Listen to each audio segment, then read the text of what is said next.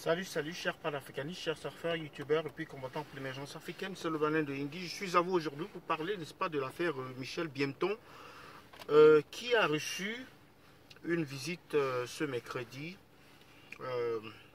Il est écrit sur le mur de Paul Tuta. La délégation du collectif s'est rendue au CED à 15 h comme convenu. Elle était composée de 7 personnes. Nous avons demandé à rencontrer le directeur de la recherche. Il nous a été dit qu'il était en réunion avec le CED. Malgré que nous ayons attendu plus d'une heure, nous n'avons pas pu le rencontrer, mais nous avons pu rencontrer Michel Biemton, qui nous remercie pour notre démarche et surtout notre mobilisation en sa faveur. Michel Biemton ne sait rien de l'évolution de sa procédure devant le tribunal militaire. Michel Biemton nous rassure qu'il n'a jamais été un artisan de la violence.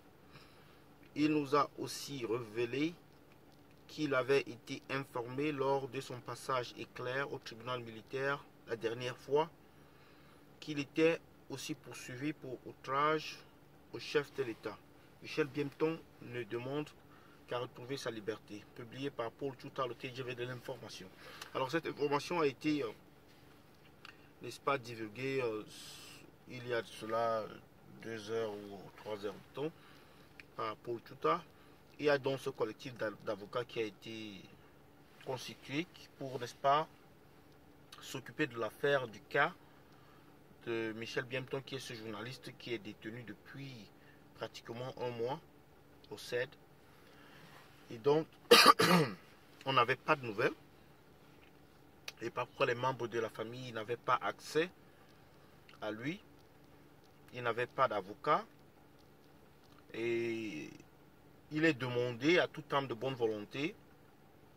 Je pense sur le mur de Max Seigneur Ivoire ou bien de Boris Becto Max.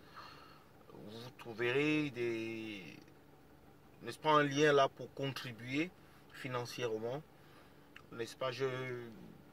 J'encourage tous les compatriotes de contribuer financièrement pour aider ce jeune Camerounais, défenseur des droits de l'homme, qui est malheureusement tombé qui est tombé au combat, c'est-à-dire arme à la main, plume à la main, qui est tombé au combat. Il faut lui apporter une assistance digne de foi, et donc toutes les âmes de bonne volonté sont, n'est-ce pas, invitées de contribuer financièrement, bien sûr, pour qu'on puisse lui venir en aide alors qu'il est vraiment dans le besoin. Donc c'est pour parler et demander la libération de ce dernier. Et entre autres, on parle d'outrage au chef de l'État, et soit d'apologie du terrorisme ou de support de terrorisme, je ne sais pas trop l'autre accusation, mais ça a quelque chose à voir avec la guerre qui se passe au nord-ouest et au sud-ouest. Vous savez, Michel Biemton était très vocal par rapport à cette guerre-là. Et je vous demande d'aller voir certaines de ses publications d'ailleurs.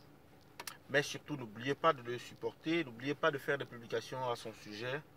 Demandez la libération de Michel Biemton.